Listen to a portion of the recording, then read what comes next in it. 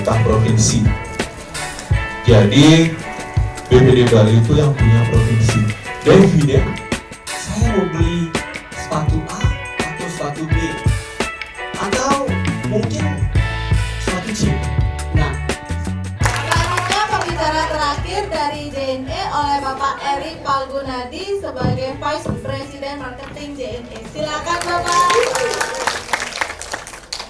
Selanjutnya Mas. Oke.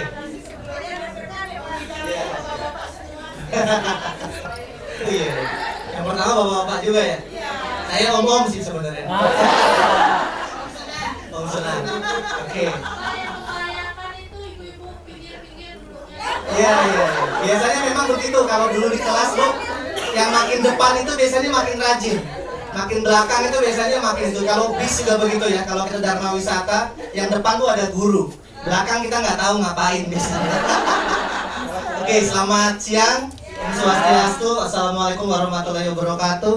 Perkenalkan lagi, saya Eri Palgunadi dari Jakarta. Baru tiba kemarin. Saya juga perkenalkan yang paling cantik ini Ibu Alit, Kepala Cabang JNE Bali.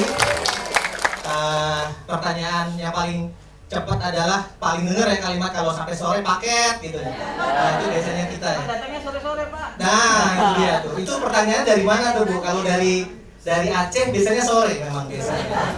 Nah, hari ini kita sebenarnya ngobrolnya terkait bagaimana mensupport rekan-rekan khususnya dalam bidang UKM. Nah, di sini pertanyaannya ada nggak yang punya brandnya, pasti punya brand semua, tapi yang brandnya lebih ke makanan ada? Lebih ke yang sekarang makanan turun tangan yang frozen food. Nah, ya, itu nanti yang kita bisa kasih. Betul. Nah, ini kita juga.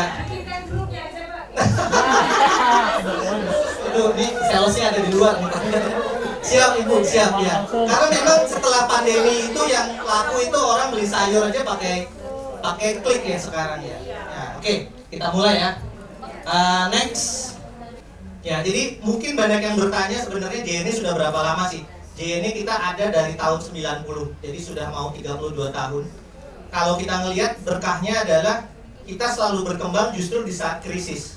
Nah, itu yang kita mau cerita hari ini sebenarnya. Bagaimana kita punya prinsip di internal Bapak Ibu bahwa memberi itu nggak membuat kita lebih miskin, tapi memberi di saat krisis malah membuka peluang dan membuka banyak hal yang baik bagi kebaikan di internal kita. Nah, nanti ada tiga momen yang saya akan cerita. Nah, momen yang terakhir itu saya pikir sangat related dengan apa yang terjadi hari ini, khususnya 3 hal pembicaraan dengan pembicara sebelumnya ya. Pertama masalah pendanaan, itu memang begitu sih. Awalnya itu pasti bicara gagasan, marketing. Jadi kalau ke panitia itu harusnya Mbak, yang dimulai itu yang dari tribun dulu tuh biasanya. Karena tribun itu yang menentukan Anda jualan apa.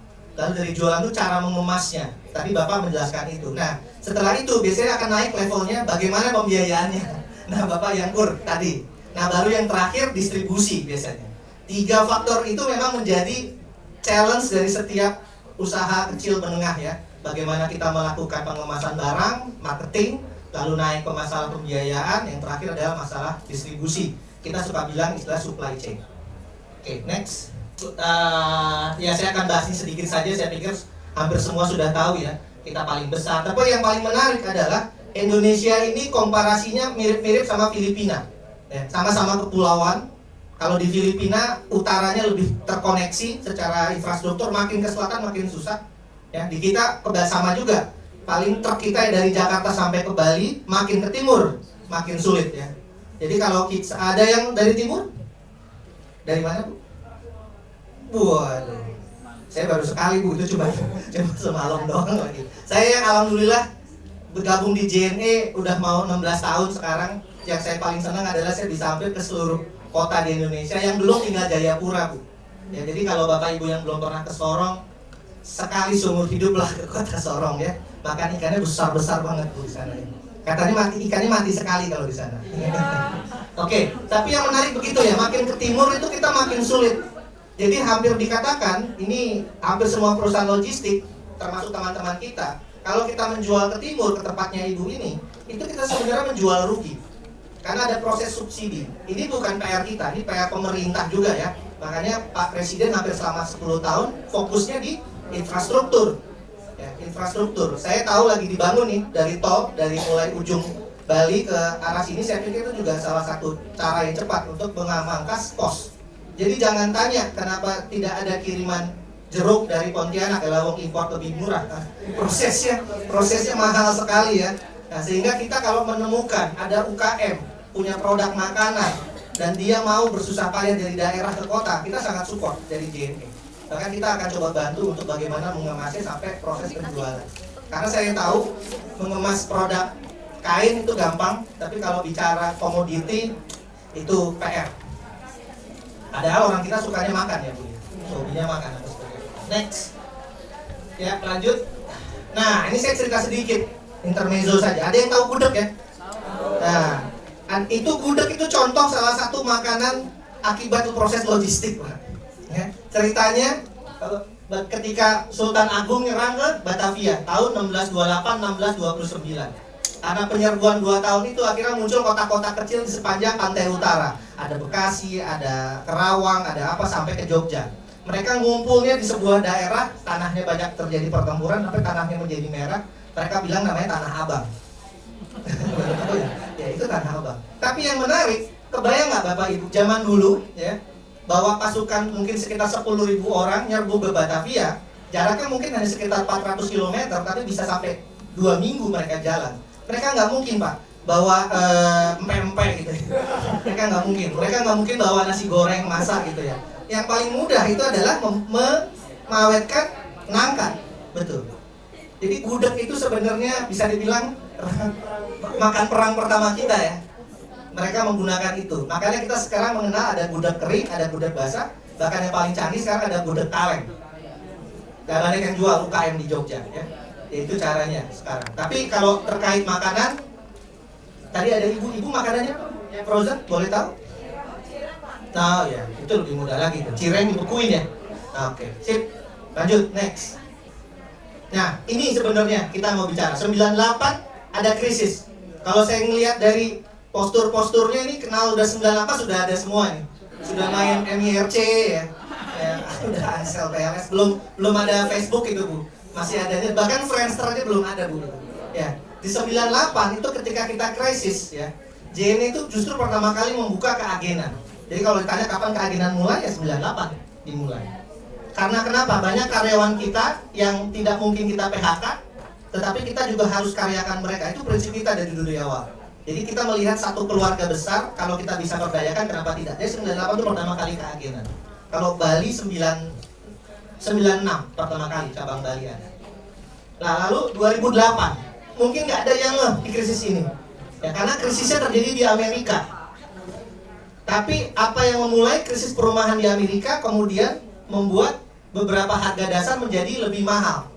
Tetapi kalau teman-teman ingat di tahun 2008 disitulah pertama kali orang mulai berjualan online ya, pakai Kaskus. Ada yang masih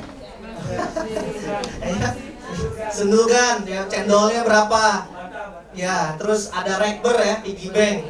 Belum ada kayak tadi tuh apa, pakai QR itu belum ada ya. Sampai kita harus bikin thread di dalam Kaskus.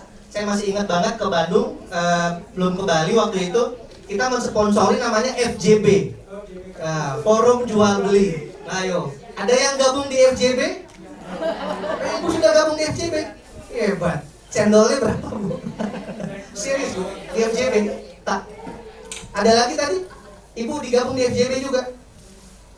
Ada? Oh berarti kalau sudah gabung di FJB udah senior banget juga. Kita dulu tahu kan Bu ya, kita punya thread JNE ya di situ ya, yang untuk menjembatani orang yang komplain, bertanya segala macam, itu FJB di situ namanya. Nah, 2008 dan di 2008 ini pertama kali kita menemukan fenomena yang sebenarnya unik. Saya kerja di Jakarta, lalu saya mulai melihat ada orang suami istri, biasanya suaminya duluan ngambil antrian karena kantor kita buka 24 jam. Tapi kalau ibu mau kirim ke Bali next day, maka kiriman harus sebelum jam 9 tutup. Nah, apa yang dilakukan oleh suami istri di depan kantor? Bungkus tas. Itu fenomena yang nggak pernah terjadi di JNE. Karena JNE sebelum 2008, biasanya saya hanya kirim paket buat saudara saya. Jadi nggak ada tuh. Dan ketika saya tanya ke ibu itu, ibu pedagang? Enggak, saya pekerja kantoran. Tapi saya memiliki waktu untuk berjualan. Nah, Di situ kita akhirnya mulai melihat, oh oke, ada sektor yang akan meledak 10 tahun dari tahun 2008. Ya inilah hasilnya sekarang. Ya kan? Semua orang berjualan, tapi tidak lagi bikin toko di depan rumah. Nah, masuk ke dalam dunia maya, apapun itu bentuknya. Itu di 2008. Sehingga akhirnya di tahun 2008, 2009, 2010 di kisaran tahun itu kita ketemu beberapa orang. Saya cerita begini karena orangnya juga cerita di forum yang sama. Orang ini bikin sebuah toko jualan online, ya masuk ke kita, masuk blog awalnya, terus menggunakan data kita tahu itu sebenarnya salah, dan akhirnya kita ketemu orang itu namanya Pak William Tanuwijaya, yang sekarang adalah yang founder Tokopedia. Ya, dari situ kita mulai memahami, oke, ada sesuatu yang akan jadi besar. Lalu kita ketemu lagi namanya Pak Zaki, ya Bukalapak, ya kan. Lalu 5 tahun dari sekarang kira kita ketemu sama beberapa yang besar kayak Shopee dan yang lainnya sampai sekarang. Itu cerita. Jadi semuanya ini di 2008 sebenarnya. Makanya kalau ada orang sudah berjualan online di sebelum 2008, hebat. Hebat. Sebenarnya udah ada, Pak. Bahkan ada web, saya bukan nyebut merek ya, tapi saya harus salut karena dia yang pertama kali memulai jualan online, bukan Kaskus. Bukan, Indonesia, Pak. Depannya B. Bineka. Siapa yang nyebut tuh? Orang jadul pasti. Beli dulu komputer. Oh, Dia jualan awal-awal kan piranti komputer. yes, betul Pak. Buat tempat berbanding. Sekarang dia jualan, bukan nggak jualan, dia solusi enabler e-commerce Pak. Iya. Agak merubah bisnisnya sedikit. Betul, Bineka. Ada bilangnya gitu. Iya, bineka.com. Masih ada sampai sekarang. Oh itu luar biasa, itu tuh 2002 itu. Sebelum- ke Bali saya handle dia 2 kali. Kenapa Pak? Traveling ke Bali karyawannya saya handle 2 kali. Oh, oke. Jangan bilang tahun 2000. Enggak ya? Oh enggak. Oke. Tahun 2000, betul. Ya jadi orang yang melakukan bisnis online sebelum 2008 sangat visioner. Karena sebenarnya semenjak 2008 itu tumbuh cepat sampai di 2020. Nah, 2020 ada yang muncul juga, nanti seperti apa modelnya kita akan bahas. Oke, next. Dan itu jadi peluang buat bapak-bapak agar mengikuti ibu yang jualan cireng ini. Betul. Karena sekarang semenjak 2020 bisnis yang tumbuh cepat di dalam data kita juga adalah terkait frozen food, makanan komoditi. Itu yang lagi booming. Ya sedikit banyak obat-obatan, tapi masker obat-obatan udah turun lah. Jadi sekarang kita cuek-cuek aja ya ngomong pakai masker. Tapi dulu betul ya, itu kencang. Oke, next. Oke ya, tadi saya flashback. Saya tadi sebenarnya merangkum pembicaraan, jadi cepat aja. Ya ini dulu, ini flashback aja, ini mobil kita dulu ya. Awal-awal, ada yang masih pakai Daihatsu Express. Next. Ya ini ya perkembangan kita ya sampai sekarang. Ada yang lihat bedanya nggak? Lihat perutnya makin besar kayak saya. Ikat pinggangnya makin sempet, alhamdulillah berkah berarti gitu ya. Kemajuan, Mas. Kemajuan ya Pak. Stabilisasi emang di situ ya Pak letaknya. Oke, next. Lanjut. Nah, krisis. Ya, ini dimulai 98 ya. Oke, next. Nah, ini yang tadi saya bilang. Ini yang muncul di 2008. Ada penerima paket, pengantar paket, ada pengirim paket ya. Pengirim paket nih banyak ibu-ibu ya, bapak-bapak jualan. Penerimanya begini nih. Belum datang sudah marah-marah ya. Telepon ibu nih, mana nih barang saya nggak sampai. Jadi kalau dulu kita di komplain satu sisi, sekarang di komplain sampai 3 sisi ya. Pertama di komplain pengirim, seller, buyer, ada satu lagi Pak, marketplace-nya atau agregatornya ya. Agregator kan juga akan minta ini gimana nih prosesnya. Jadi kalau dulu yang penting adalah status barang, sekarang sudah nggak penting lagi sebenarnya. Yang penting adalah ketepatan informasi. Itu yang penting. Tadi sedikit banyak saya dengar sudah dibahas di Bapak sebelumnya. Jadi ekspektasi orang terhadap informasi itu menjadi penting. Berapa banyak dari Bapak Ibu punya TikTok, punya Instagramnya ada Reels juga, ada Facebook, buka detik.com juga. Yang dibahas sama kasusnya, misalkan kasus Sambo ya. Tapi bisa bolak-balik gitu, buka TikTok, buka ini, buka itu. Kurang lebih sama. Ya, Bapak melihat satu produk sekarang ke toko, cuman lihat barang aja kan ya. Setelah itu cek di yang hijau, yang kuning, apa yang merah. Murah yang mana. Nggak selesai di situ doang, lihat dulu ada Blackpink-nya nggak, atau BTS-nya nggak. Kalau ada endorse-nya saya mau, karena Bapak nggak percaya ketika teman Bapak yang ngomong, teman Bapak Ibu nggak ngomong.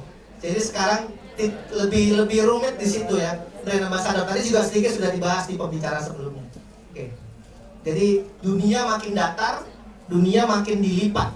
Jadi proses 3 orang ini makin cepat sekarang. Kalau dulu pengirim paket mungkin masih lama ya.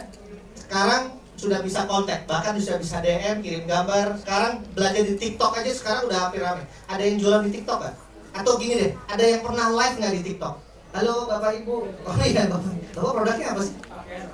Bapak live TikTok? Karyawannya? Ya nggak mungkin Bapak sih, saya tahu. Kalau Bapak yang live nggak laku Pak. Iya, jogetnya kan gitu ya. Saya jadi tahu lagunya Mahal ini dari TikTok Pak. Saya baru tahu ini lagunya siapa sih, diulang-ulang terus. Saya baru tahu orang Bali Ibu ya ternyata ya. Tiap hari lagunya Mahal ini terngiang-ngiang di kepala saya ya.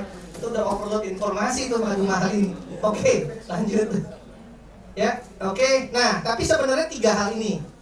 Ini tadi sudah ya Kur menjelaskan. Ya, kalau dulu awal-awal nggak ada yang masuk ke sini, nggak ada uangnya katanya ngurusin UKM. Sekarang ya enggak, UKM justru yang paling resilient menghadapi krisis. Bapak Ibu ini sebenarnya pahlawan negara loh. Karena kalau nggak ada sektor-sektor informal seperti UKM, wah kita tamat Pak. Di tahun 2008 kemarin, 2008 tuh orang memprediksi bahwa kita sebenarnya kolaps harusnya. Tapi justru enggak, karena kita lagi tumbuh sampai 2012. Fintech. Dan menariknya, ini Fintech e-commerce platform, ya kan? E-commerce platform itu nggak harus yang hijau merah oranye, tapi juga bicara sosial media, web store, WhatsApp, ya, TikTok juga salah satunya sekarang. Saya yakin Bapak Ibu, timnya mungkin atau Bapak Ibu sudah terbiasa menggunakan Linktree, ya, untuk itu yang paling murah ya, untuk melakukan coding barang, CS sederhana, dan logistik kita. Dan logistik sekarang nggak hanya bicara, mungkin Bapak Ibu cuma tahu kata yang depan ya, delivery. Delivery 3 jenis ya, 2 sih sebenarnya. First mile, last mile, pick up, delivery. Dah, padahal kita bisa melakukannya di tengah, fulfillment. Nggak ada yang tahu kan, kita bisa melakukan proses penggudangan daripada Bapak Ibu pusing naruh barang, taruh di kita dulu barangnya, Ibu bisa dapat insentif yang menarik dari teman-teman di Bali. Prosesnya tidak harus dari Bali ke Papua, Bapak bisa taruh di gudang di Bali sekian, taruh di Jakarta sekian, taruh di Surabaya sekian. Jadi customer yang di Surabaya kena ongkosnya lebih murah. Karena dari cukup Surabaya nggak perlu dari Surabaya. Nah, kan, itu kan ya.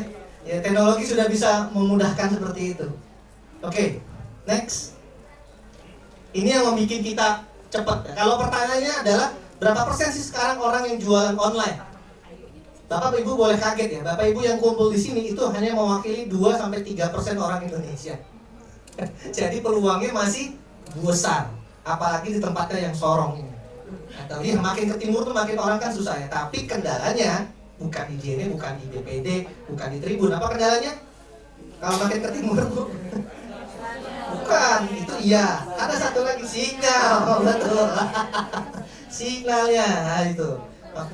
Iya, infrastruktur teknologi itu yang jadi PR. Next, oke, ini ya, ini landscape-nya, ini pengetahuan aja buat Bapak Ibu lah. Baik dikit. Pengetahuan aja buat Bapak Ibu. Ada sebagian orang yang berjualan di atas, betul ya? Sekarang saya yakin Bapak Ibu ada yang jualan di atas. Ada yang berjualan langsung, pakai WhatsApp, masuk WhatsApp base, komunitas base. Kita suka bilangnya wholesale community. Itu biasa tuh. Wholesale community berbasis jalan-jalan namanya apa Bapak Ibu? Just Tip. Betul Bu ya. Itu salah satu teman saya Bu Ustaz tahu sampai 30 Bu tiap hari. Terus dia punya jadwal. Kemarin dia punya jadwal Korea, Portugal. Yang dibeli ya barang-barang itu ya. Saya kira sekarang dilirik uang pajak malah ya. Karena barang masuk jualan katanya nggak boleh ya bayar pajak. Just Tip, betul ya. Itu berbasis komunitas, hanya bawa WA doang, ya kan? Terus nunggu yang turisnya kalau bolak-balik ke Bali ditip aja nanti kalau balik lagi dibawa barang anu ya kan gitu. Kemudian, nah ini dia nih mungkin Bapak Ibu belum tahu ya. Ini yang saya pikir kita mau bahas ya hari ini ya. Sebenarnya untuk yang fulfillment, untuk yang sifatnya produktivitas barang, barang komoditi silakan bisa dipakai. Karena Bali sebenarnya dan pasar saya yakin banyak sekali makanan unik bisa diutilisasi menggunakan pergudangan sekarang ada di Sanur ya Bu ya, di Sanur ya. Dan tuh delivery apps dan yang lainnya. Next. Nah, jadi Ibu nggak perlu pusing lagi, tinggal ketemu sama JNE Bali. Kita nanti tinggal konekkan. Kalau Ibu sudah ada yang sudah punya web store atau sudah apa lebih bagus lagi dia sudah punya aplikasi sendiri, wah itu udah enak banget. Tinggal Ibu konekkan sama ini, nggak perlu lagi jualan lewat marketplace. kita konekkan lewat sistem yang bicara atau API namanya. Udah tinggal proses transaksi. Ini billingnya juga kontinuitas, nggak perlu langsung cash di hari itu juga. Jadi ini sangat mempermudah prosesnya. Oke, semenjak 2020 ada yang berubah ya. Ini gambar rumitnya, lesnya aja Mbak. Nah ini yang lebih mudah dipahami ya. Orang jadi nggak ke kantor, dia tuh sekarang sudah berubah. Bahkan Pak Jokowi sudah memutuskan tidak wajib ya sekarang ya pakai masker lagi, kecuali Bapak Ibu sakit. Tetapi pengalaman atau rasa bahwa kita pernah pandemi itu nggak berubah, dan beberapa sektor tumbuh, khususnya makanan frozen food itu tumbuh. Dan saya melihat sekali teman-teman saya yang berbisnis itu banyak mau mencoba produk komoditi, dia nikah dengan beberapa pelayanan jasa agregator dan malah tumbuh cepat. Jadi sebenarnya kesempatan, karena orang sudah keburu enak dengan kemarin waktu pandemi pesan datang. Jadi kenapa saya harus kembali? Sama kayak sudah biasa WFH kok WFO ya, atau sudah pakai masker kok enggak? Tapi katanya tetap pakai masker, kalau jelek lebih bagus katanya, nggak kelihatan. Itu saya biasanya pakai masker, jadi lebih misterius. Oke, ya, next. Jadi ada beberapa ya travel communication yang berubah polanya. Oke, next. Nah, akhirnya kita meluncurkan layanan yang baru. Di Bali sudah berjalan, namanya Roket. Ya, Roket ini sebuah pengiriman antar kota maksimal 1 jam. 1 jam. Ya, dijemput, dibawa. Dan untuk sementara ini secara tidak ada pentarifan ya, karena uji coba kita free-kan dulu. Ya, jadi ibu, bapak ibu, apa? 10 km, betul ya. Dia jangan kirim sampai ke Singapura, ke utara Sponterovina dong. Iya, ibu sudah pakai. Oh, ibu ada sudah pakai. Ibu standnya di? Oh, di sebelah. Makasih, ibu sudah pakai. Ya, jadi ini sekarang di Jakarta sudah jalan di 50 kota. Jadi kalau ada ibu dari kota lain juga kasih tahu aja. Dan prosesnya juga sama, kita bisa pergudangan juga. Jadi misalkan ada yang di Jakarta, dia bentuknya adalah ikan frozen cumi, itu kita frozen, kita ambil, kita taruh di gudang. Itu free. Karena kita tahu kami pendatang baru, kita juga nggak mungkin terlalu banyak. Ya, model seperti ini kan sekarang banyak ya. Tidak hanya kami kan ya. Oke, tapi kita melihat ini sebuah pangsa pasar yang bagus, khususnya di kota-kota yang secara turismenya lagi tinggi. Bali, Malang, Jogja, ya. Lapar malam-malam ya Indomie, saya mau sebut merek ya, itu paling top of mind kan gitu ya. Sakit kepala, top of mind buat saya Paramek kalau saya sebut merek. Nah, tapi sudah ada Halodoc kan ya sekarang. Ada Halodoc, ada segala macam. Sehingga kami merasa perlu untuk kita juga masuk mensupport UKM, karena kami melihat UKM dalam bentuk makanan dan tidak hanya makanan sekarang sudah tumbuh. Dan ini 1 jam, bentar lagi akan same day. Dan ini bisa mau ambil satu pickup untuk beberapa alamat sekaligus. One pickup to multi drop itu bisa. Nah ini yang paling terbaru sekarang. Tinggal di download aja, tapi sekarang masih Android, ya belum masuk ke iOS. Next. Ya, aplikasinya nggak mirip JNE ya, warnanya biru lucu-lucu kayak main di Candy Crush. Tombolnya cuma 1 aja, jadi nggak membuat bingung. Saya suka bilang kalau sistem makin canggih, ya modelnya tuh harus one touch to everything. Ya, jangan terlalu banyak tombol. Jadi klik, dan pembayaran sudah pakai digital money. Jadi ibu nggak perlu khawatir lagi dan tertrack real time. Jadi ibu bisa melihat prosesnya. Next. Sudah ada juga kalau di beberapa kota, saya nggak tahu di Bali kayaknya belum ya, yang box pendingin belum. Tapi kalau di beberapa kota karena ada kebutuhan sekarang boxnya sudah berpendingin. Jadi untuk makanan yang hangat sama itu bisa diantarkan, prosesnya lebih cepat. Nah, ini di Jakarta, Jessica, bukan kopi cyanida ya. Kalau di Jakarta ini ada pelanggannya, ya. Tapi ini memang proyek siasat kita, jemput asing seketika. Kurirnya nggak mungkin saya, tentu saja. Ya, yang ngasih juga takut ya. Kurirnya perempuan. Dan ini bagian dari kita memperdayakan bahwa kurir bisa perempuan, sepedanya listrik juga. Dan kalau di Jakarta ini biasa karena ibu-ibunya kerja rumahnya di BSD, di Bintaro naik kereta, kerjanya di SCBD, dan di kantornya belum ada tempat penyimpanan air susu dan lagi ASI eksklusif. Sehingga ini sekarang ada kurang lebih nggak banyak, tapi kurang lebih 100 ibu-ibu ya digabung dalam, kita kerjasama dengan namanya AIMI, Asosiasi Ayah Ibu Menyusui Indonesia. Serius, pemerintah ada, itu ketuanya dokter. Iya benar Ibu, itu ketuanya dokter. Dan AIMI itu salah satu yang sangat against dengan sufor ya, susu formula ya, karena itu, dan itu cukup rajin ya. AIMI salah satunya, ada yang anggota AIMI kan? Ada ya, itu benar, AIMI aja isi menyusui. Karena benar Pak, urusan menyusui itu bukan urusan ibu doang. Iya, ibunya stres nggak keluar Pak, gara-gara bapaknya yang marah-marah kan ya. Itu urusan bersama itu menyusui. Oke, pesona. Nah, ini juga sudah lama sebenarnya. Ini sebenarnya gagasan awal karena kita tahu orang Indonesia hobinya makan. Dah. Jadi sekarang orang Jakarta kayak saya pesen pai susu enak atau kacang disco itu bisa dari sini kirim atau empek-empek. Dan Bapak Ibu jangan surprise. Dalam bulan-bulan seperti Lebaran atau menjelang Ramadan, empek-empek itu banyak pengrajin Palembang yang dia nggak punya loh toko di Jakarta ya. Apalagi di Bali ya lebih jauh. Itu bisa sampai 20 ton. Empek-empek. Kata orang sih kuahnya beda kalau kena Sungai Musi katanya. Masa sih kata saya, kuahnya beda. Tapi betul, memang banyak UKM yang tidak bikin cabang. Karena dia cukup happy punya di sana. Ada yang orang Bangka Belitung? Nggak ada. Ada namanya rusit. Rusit itu adalah udang yang difermentasi. Bedanya kalau jadi kering jadi namanya terasi. Kalau rusit itu masih basah. Kalau orang yang nggak suka pasti bau karena amis banget.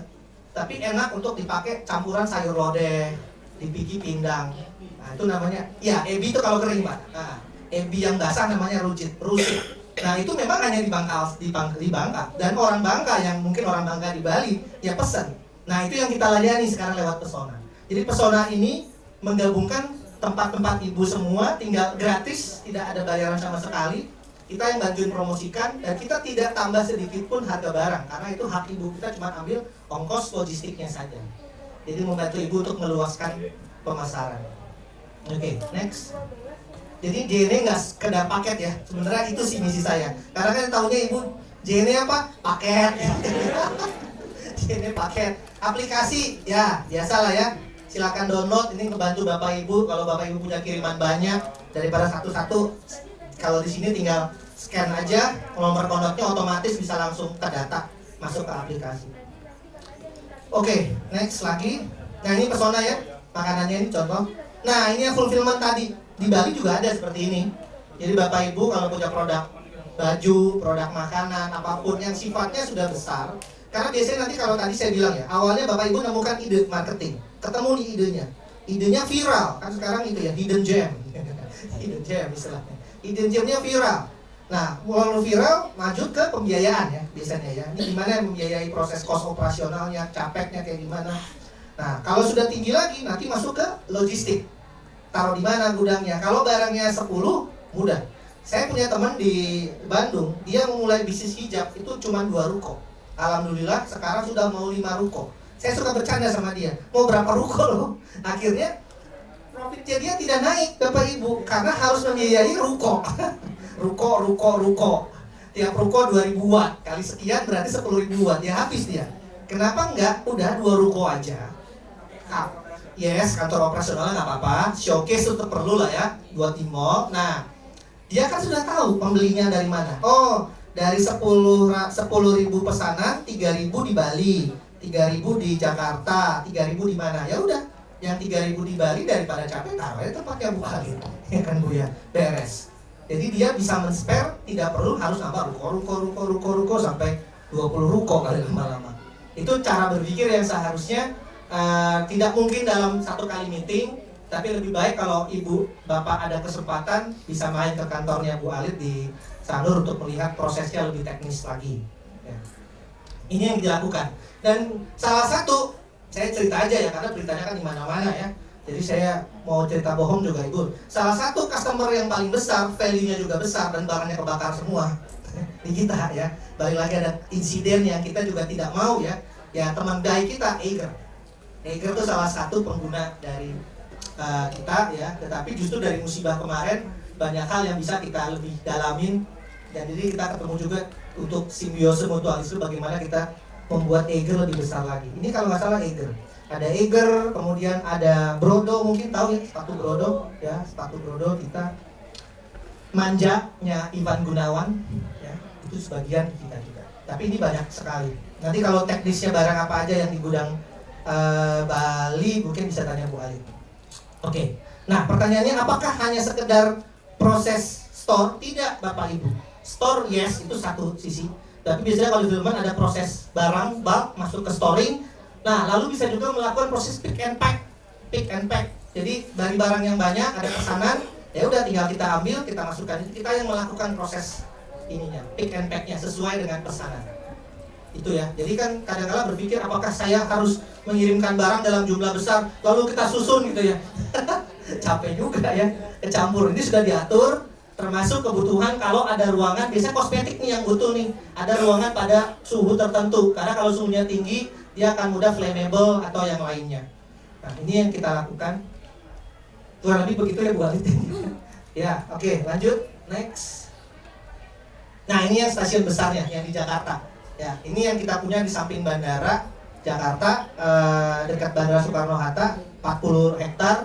Ini yang prosesnya kita sekarang percepatan. Karena memang sebenarnya agak timpang Bapak. Kita punya 100% logistik beredar, tetapi sebenarnya 60% barang itu ada beredar di Jabodetabek dan dari Jabodetabek.